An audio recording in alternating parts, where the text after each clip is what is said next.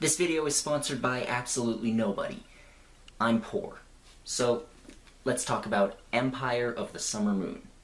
This is the introduction song. It's not very good, but it's not too long. Now, Empire of the Summer Moon sounds like the title of a really shitty $2 paperback fantasy novel that you find at a used bookstore. But it's actually not. It's nonfiction. It's a history of the Comanche people, as well as being a very brief biography of Cynthia Ann Parker and Quanah Parker, who was the last chief of the Comanches. The first and last, actually. He's the only person that was ever given that title.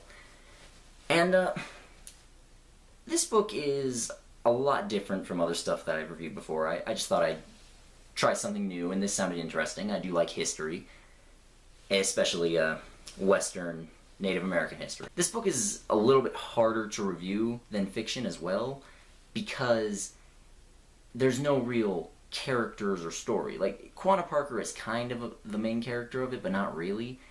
And there is a little bit of an overarching narrative, but like it's stuff that actually happens, so I can't really say like, oh, I didn't like the way the story was written, it seemed predictable, or anything like that. That would just be stupid. And I can't say, well, I didn't like this character, I thought they were poorly written, because, again, they're real people. So, it's a little bit harder to review in that sense. So, like I said, this book basically covers the entire history of the Comanche people up until the death of Quanah Parker in 1910. And it goes from before they were even known as Comanches, when they lived up in Wyoming, up until Europeans introduced horses into North America and they were able to capture and start riding those, to their expansion and destruction or assimilation of other tribes, all the way up until the Red River War, where they were finally all forced to go live on reservations in Oklahoma. Now, at the beginning and the end of this book, it's a very fast-paced story. You know, well, not story exactly, but at the beginning of this book, it was very fast-paced. It's talking about the beginning of the Red River War, where Quanah Parker led the last of the Comanches against the American soldiers, trying to push them out of their territory for good. And then it ends as well with a more thorough explanation of the war, and as well as what came afterwards, and how Quanah Parker lived the remaining 40 years of his life almost. And everything in the middle is, again, just history of the Comanches from beginning up until right before Quanah Parker took over. And it also goes into a lot of detail about Cynthia Ann Parker, who was Quanah Parker's mother, who was a white woman who was taken captive by the Comanches on a raid when she was a little kid. And then she decided to stay with them and had kids with a war chief named Nakona, who was obviously Quanah's father. Her story was kind of interesting, but a lot of the stuff in the middle just feels superfluous.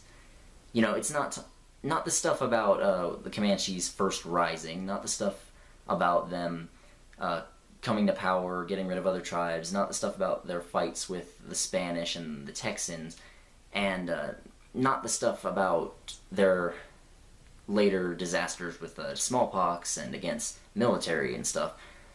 The superfluous information is mainly about the people fighting Comanches. Like, it goes into so much detail about all of the people, all of the military commanders, their technology, and even if they lose horribly, it talks about it for several pages at a time, and it just got grating. But honestly, the book's only like 320 pages long, so it's not something like Wheel of Time, where it just goes on for chapters and chapters about nothing. And the book itself didn't take that long for me to read either. So, it's more of a personal preference, I guess, whether you really hate that or whether it's a deal breaker or not. Another thing, the sentences were kind of structured in a similar way, where they'd just be really long run-on sentences that have a whole bunch of information we don't need to know. And again, I would lose track of what they were reading about, or what I was reading about halfway through a sentence and have to start over, and that happened a bunch of times in the book. I guess that might not bother some people, but it bothered the fuck out of me, so One thing I did really like about this book is how frank it was in its depiction of everything, you know. it didn't censor itself at all. Like, there was a lot of shittiness on both sides, and it goes into graphic detail about the violence that occurred. So, seriously, if you're squeamish about that sort of thing, do not read this book. Like, there's a lot of rape and mutilation and just people getting scalped and killed. There's a lot of that in this book. So if that is something that bothers you, don't read it. No. Don't read it. But yeah, it was very frank about everything that happened. It doesn't try to romanticize the frontier at all. It's like people died, people fought over land. Yeah, that's about it, actually. That's pretty much all that happened in the West at that point in time. People fought over land, and they died. Sometimes they died while fighting over land. But yeah, that was very well done in this book, actually. It was not really biased towards either side. It was very upfront about how savage both sides could be sometimes. And honestly, it was just really cool and interesting for me to read about. There's not a whole lot else to say about this book, I guess. It's, it's not super long. It's just a historical account that gives an overview of what happened over the course of a couple hundred years with this one tribe of people.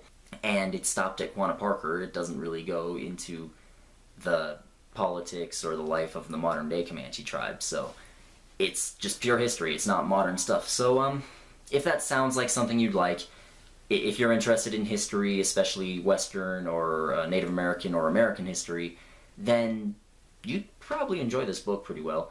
But if it doesn't sound interesting to you, then I'd just say stay away. If it doesn't sound interesting, you're not gonna like it. That's really it. If you don't comment, you're an asshole. If you don't subscribe, fuck you. Bye-bye.